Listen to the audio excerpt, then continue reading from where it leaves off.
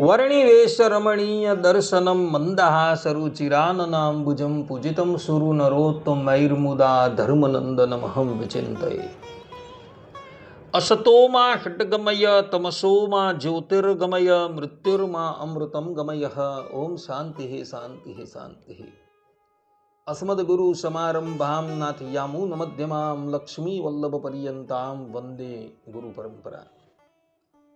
આજની જ્ઞાન સભાની અંદર પધારનારા બધા જ ભગવદ ભક્તોને વેદાંતાચાર્ય, પુરાણ ઇતિહાસાચાર્ય, એમ.એ. ફિલોસોફી શાસ્ત્રી રાકેશભાઈના હિતપૂર્વક જય સ્વામિનારાયણ. ભક્તો, આજની આ જ્ઞાન સભાની અંદર આપણે બધા ભક્ત ચિંતામણી પ્રકરણ 79માં આવતા શબ્દ જે મૂર્તિ જનને ભાવે તે મૂર્તિ નિજ ધામ પહોંચાડે, પણ સર્વે પાર જે પ્રાપતિ તે છે તમારે કહે પ્રાણપતિ ની સ્પષ્ટતા શ્રવણ કરશો તો બધા જ શ્રોતાગણો આ પ્રવચન એકાગ્ર મને કરીને શ્રવણ કરે અને એને આત્મસાત કરી લે. તો ભક્ત ચિંતામણી ગ્રંથ જેના રચયિતા સદગુરુ નિષ્કુળાનંદ સ્વામી છે. 164 પ્રકરણની અંદર રચાયેલ આ ભક્ત ચિંતામણીમાં નિષ્કુળાનંદ સ્વામીએ પ્રારંભથી લઈને અંત પર્યંતમાં પોતાના ઈષ્ટદેવ ભગવાન શ્રી હરિનું મહિમા ગાયો છે. આ ભક્ત ચિંતામણીમાં નિષ્કુળાનંદ સ્વામીએ ભગવાન શ્રી હરિના પ્રાગટ્યથી લઈને અંતર્ધાન પર્યંતના ચરિત્રો સંક્ષિપ્તમાં લખેલા છે. નિષ્કુળાનંદ સ્વામી જ્યારે આ ગ્રંથની રચના કરતા હતા અને જેમ જેમ એઓએ આના પ્રકરણો રચ્યા તેમ તેમ એ બધા જ પ્રકરણો એઓએ ભગવાન સ્વામિનારાયણને અર્પણ કરેલા અને ભગવાન સ્વામિનારાયણે એ બધા જ પ્રકરણો વાંચી માન્ય કરેલા. અને એટલે માટે આ ભક્ત ચિંતામણી ગ્રંથ આપણા સંપ્રદાયનો એક પ્રામાણિક ગ્રંથ છે. તો આ ભક્ત ચિંતામણીના 79માં પ્રકરણના 39 અને 40મી ચોપાઈની અંદર નિષ્કુળાનંદ સ્વામી લખે છે કે અતિ અપાર અક્ષરાતીત થઈ તમારે તે સાથે પ્રીત, ભક્ત જગત માહી છે જો ગણા, ઉપાસક અવતાર તણા, જે મૂર્તિ જનને ભાવે તે મૂર્તિ નિજ ધામ પહોંચાડે, પણ સર્વે પાર જે પ્રાપતિ તે છે તમારે કહે પ્રાણ. આ પ્રમાણે કહી અહીં નિષ્કુળાનંદ સ્વામીએ એવું લખેલું છે કે અવતાર માત્રની ઉપાસના કરનારાઓ તે ધામમાં જાય છે અને ભગવાન શ્રી હરિની આરાધના કરનારાઓ અક્ષરધામમાં જાય છે. આ પ્રમાણે કહી કેટલાક લોકો એવું કહે છે કે નિષ્કુળાનંદ સ્વામીએ ધામ ભેદ બતાવેલો છે.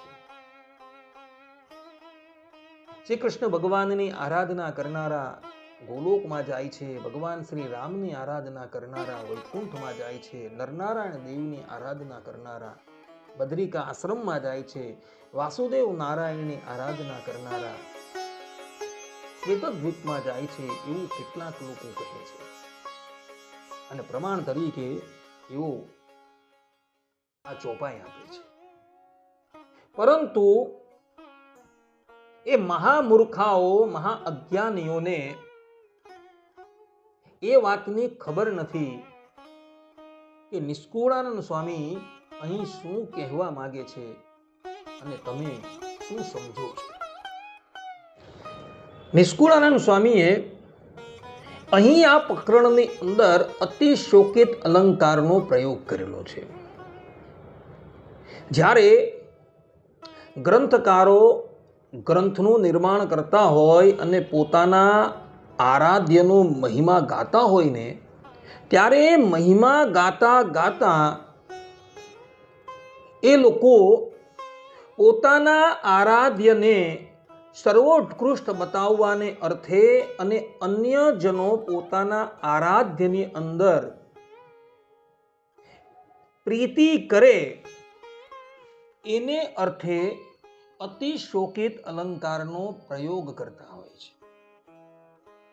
અને અતિશોકિત અલંકારનો પ્રયોગ કરી ગ્રંથકારો પોતાના આરાધ્યની સર્વોપરિતા પ્રતિપાદન કરતા હોય છે. એનો અર્થ એવો નથી કે એ લોકો અન્ય અવતારને ગૌણ કરતા હોય છે,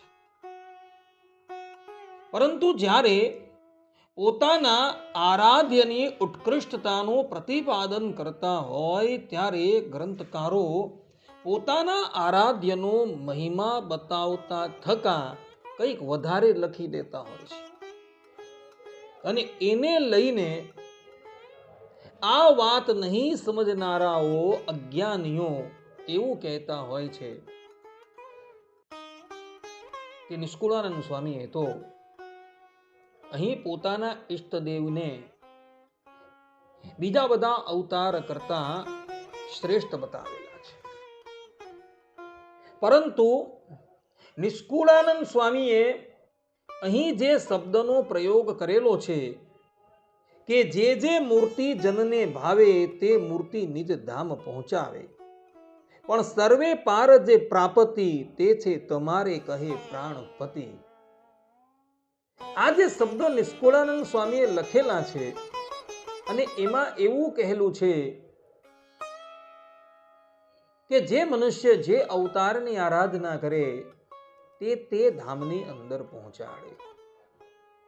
પરંતુ એ જ નિષ્કુળાનંદ સ્વામી ભક્ત ચિંતામણી પ્રકરણ 159 જ્યારે ધામનું વર્ણન કરે છે, એ ધામના વર્ણન પ્રસંગમાં તો એવું કહે છે કે જેઓ નરનારાયણ આદિક અનંત જે ભગવાનના દિવ્ય અવતાર છે તેની આરાધના કરે છે, એ પણ ગોલોક મધ્યે આવેલા અક્ષરધામની અંદર જ જાય છે. જેમ કે નિષ્કુળાનંદ સ્વામી ભક્ત ચિંતામણી પ્રકરણ 159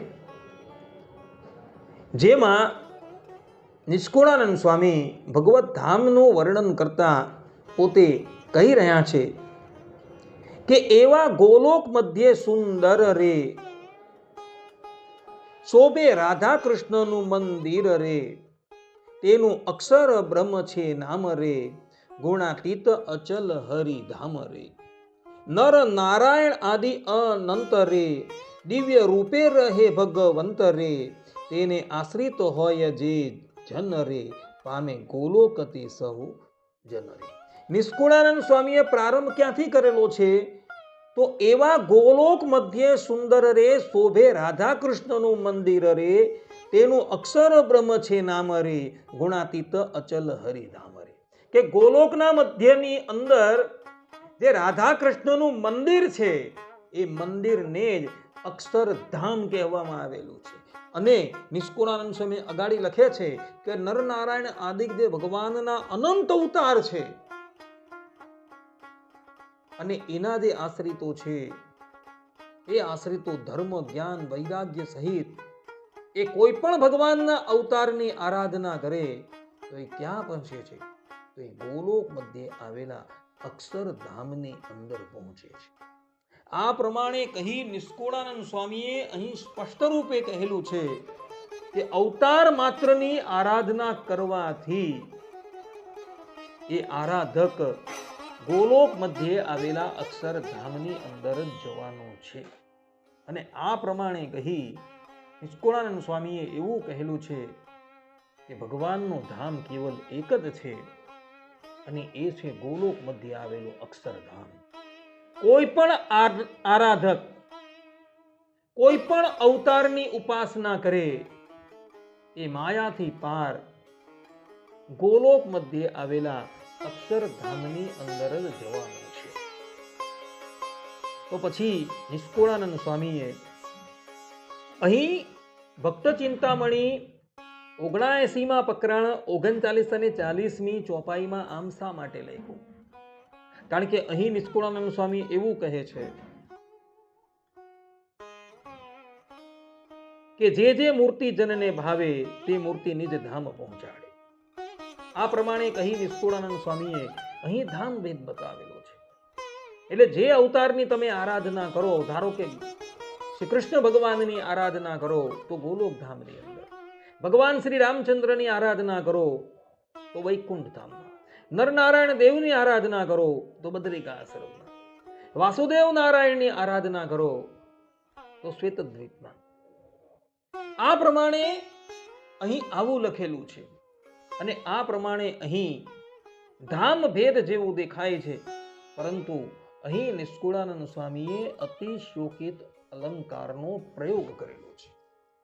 જેમ અગાડી હું તમને કહી ગયો તે પ્રમાણે અતિશોકિત અલંકારનો પ્રયોગ કરતા ગ્રંથકારો કોઈક વખતે પોતાના આરાધ્યની સર્વ ઉત્કૃષ્ટતા બતાવવાને અર્થે કંઈક વધુ લખી દેતા હોય છે. જે પ્રમાણે ગર્ગાચાર્યજીએ ગર્ગ સંહિતાની રચના કરેલી છે, વાલ્મીકી મુનિએ આનંદ રામાયણની રચના કરેલી છે, તો એ બંને મહર્ષિઓએ પણ પોતાના આરાધ્યને સર્વ ઉત્કૃષ્ટ બતાવવાને અર્થે તે ગ્રંથની અંદર પોતાના આરાધ્યને પણ સર્વોપરી, સર્વ અવતારી અને સર્વ કારણ બતાવેલા છે.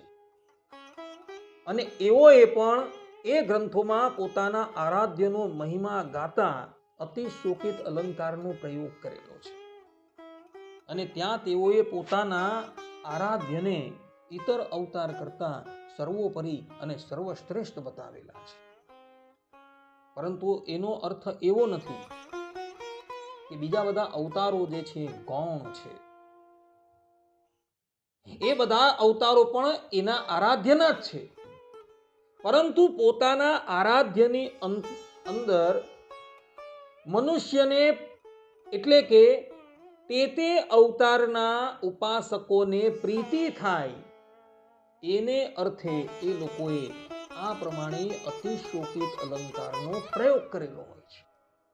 પરંતુ આ વસ્તુ નહીં જાણનારા પેલા અજ્ઞાની લોકો આ ચોપાઈને નિમિત્ત બનાવી એવું કહેતા હોય છે કે નિષ્કુળાનંદ સ્વામીએ પણ અંતે તો ધામભેદ બતાવેલા છે અને એવું કહેલું છે કે તે અવતારનું ભજન કરનારા તે ધામમાં જાય છે અને ભગવાન શ્રી હરિનું ભજન કરનારા અક્ષરધામમાં જાય.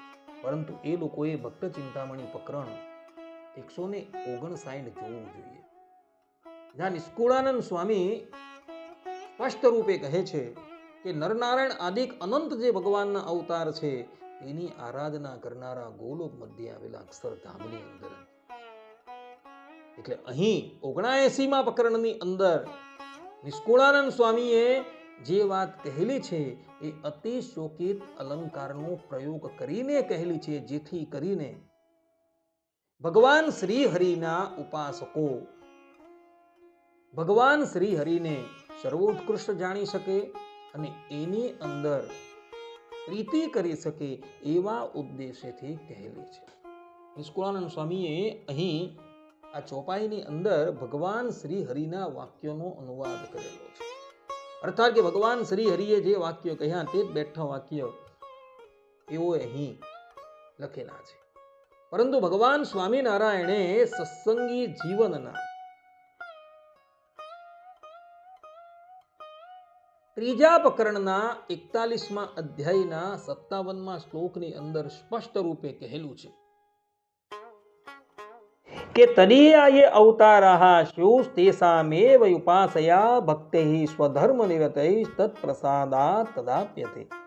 અર્થાત કે ભગવાન શ્રી કૃષ્ણ અને તેમના અવતારોની ધર્મસહિત ઉપાસનાથી શ્રી કૃષ્ણને વિશે ભક્તિ રસના ઉત્કર્ષને જેઓ પામ્યા છે તેઓ જ તેમના પ્રસાદથી તે ગોલોક મધ્ય આવેલા અક્ષરધામને પામે છે.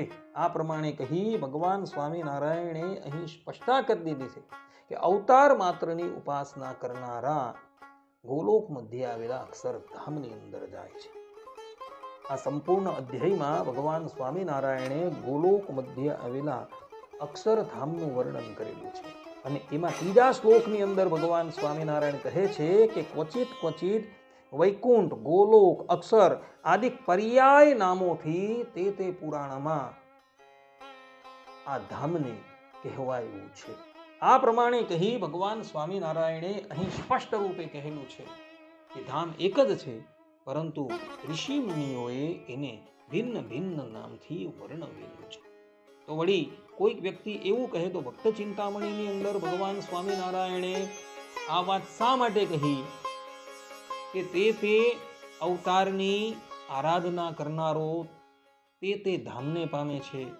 તો ત્યાં ભગવાન સ્વામિનારાયણે અતિશોકિત અલંકારનો પ્રયોગ કરેલો છે. એનું કારણ એ જ કે જેથી પોતાનો આશ્રિત પોતાની અંદર જોડાય અને પોતાને વિશે પ્રીતિ કરે. એ ઉદ્દેશ્યથી ભગવાન સ્વામિનારાયણે ભક્ત ચિંતામણીમાં આવા વાક્યો કહેલા છે. પરંતુ અહીં સત્સંગી જીવનની અંદર તો ભગવાન સ્વામિનારાયણે સ્પષ્ટ રૂપે કહેલું છે કે અવતાર માત્રની આરાધના કરનારા ગોલોક મધ્યે આવેલા અક્ષરધામની અંદર જાય છે. આ પ્રમાણેની વસ્તુ સ્થિતિ હોવા છતાં આપણા સંપ્રદાયના કેટલાક અજ્ઞાની લોકો, શાસ્ત્ર જ્ઞાન શૂન્યો એવું કહે છે કે ભગવાન સ્વામિનારાયણે પોતાના સ્વમુખે ભક્ત ચિંતામણી પ્રકરણ 79માં ધામ ભેદ બતાવેલો છે. પરંતુ એ મહામૂર્ખાઓ પ્રકરણ નંબર 159 વાંચતા નથી તથા સત્સંગી જીવન તૃતીય પ્રકરણ 41માં અધ્યાયનું અધ્યયન કરતા નથી. અને એટલે જ માટે આ પ્રમાણેની વાત જે છે એ લોકો કહે છે. માટે ભક્તો ભક્ત ચિંતામણીના 79માં પ્રકરણની અંદર જે શબ્દો આવે છે એ શબ્દોનો અર્થ અમે જે તમને અહીં કહેલો છે તે જ પ્રમાણે છે. પરંતુ બીજી રીતે એ શબ્દો લેવાના નથી. અન્યથા નિષ્કુળાનંદ સ્વામીએ તથા ભગવાન સ્વામિનારાયણે સત્સંગી જીવનની અંદર જે વાત કહેલી છે એનો પૂર્વાપર વિરોધ આવશે. તે બધા જ ભગવત ભક્તો આ વાત જે છે એ આત્મસાત કરી રાખે. આટલું કહીને હું મારા પ્રવચનની વિરામ આપું છું. સર્વે સંતુ નિરામયઃ, સર્વે સુખીનો ભવંતુ, સર્વે ભદ્રાણિ પશ્યન્તુ, મા કશ્ચિત દુઃખ ભાગ ભવેત. અસ્તુ. જય સ્વામિનારાયણ.